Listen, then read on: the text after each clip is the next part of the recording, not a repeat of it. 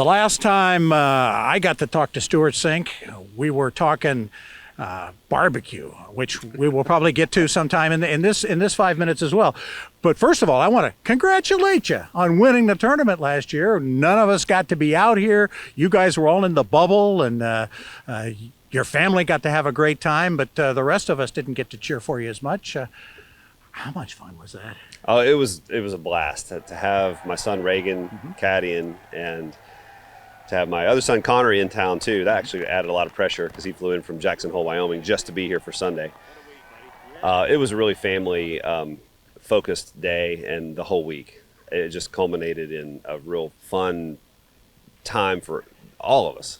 You've won here before. In fact, you've won here before, twice before. How different was that this last year than it had been when you won when you were just a pup?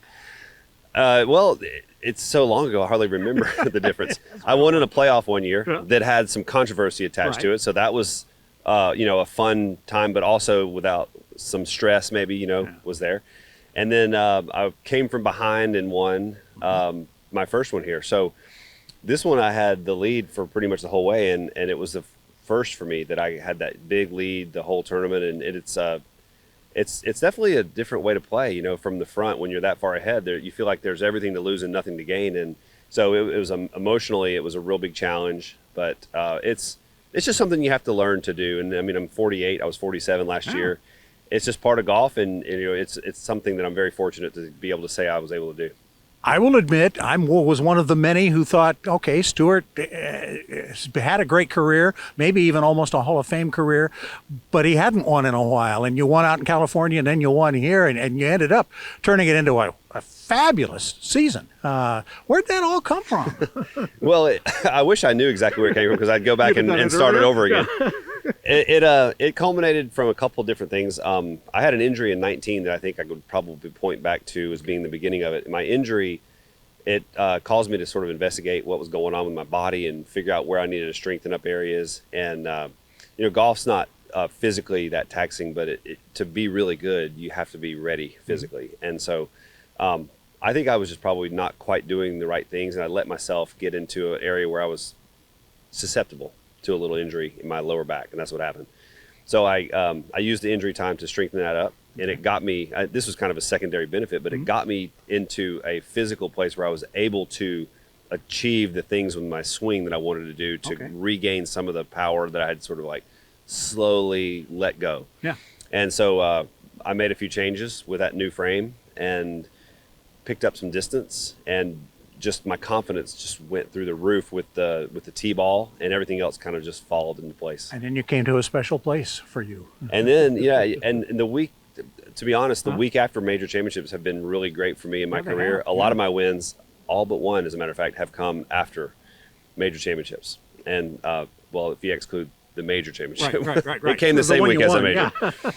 But I think that playing the majors and getting my game ready and going through the intense kind of the stress and the big test of a major championship golf course and the whole week experience, I think coming to a place like Harbortown after that is just such a relaxing, and I know I'm not the first person to say that. Right. It's a relaxing place to go. It feels good. It's a great place for the family. It's a fun course. It's it's got a different kind of challenge. And I just have always felt really, really good and at home here. The one tip I wanted to ask you all the week last year and didn't get a chance to was about playing number 10. It was your first hole, first shot out of the bag. You hit the ball in the water, and then ended up leading the tournament wire to wire after doing that. I caddy out here. I get to 10. I tell that story, and people say, how does a guy get out of that? First hole of a tournament, you hit the ball in the water. Well, I had come off 3 really solid tournaments where I had really good hitting, and I felt really confident and relaxed. And I come here to the 10th hole, which is my first shot of the tournament on Thursday morning really early. And I think I was just so comfortable and relaxed and almost like asleep at the wheel that I just made the lazy swing and hit it 25 yards out in the pond. Actually, I think I came closer to hitting it OB across the pond than hitting the fairway. And it served as a kind of a wake-up call for me. I would say it was the most important shot I hit of the tournament last year because it served as a really big wake-up call.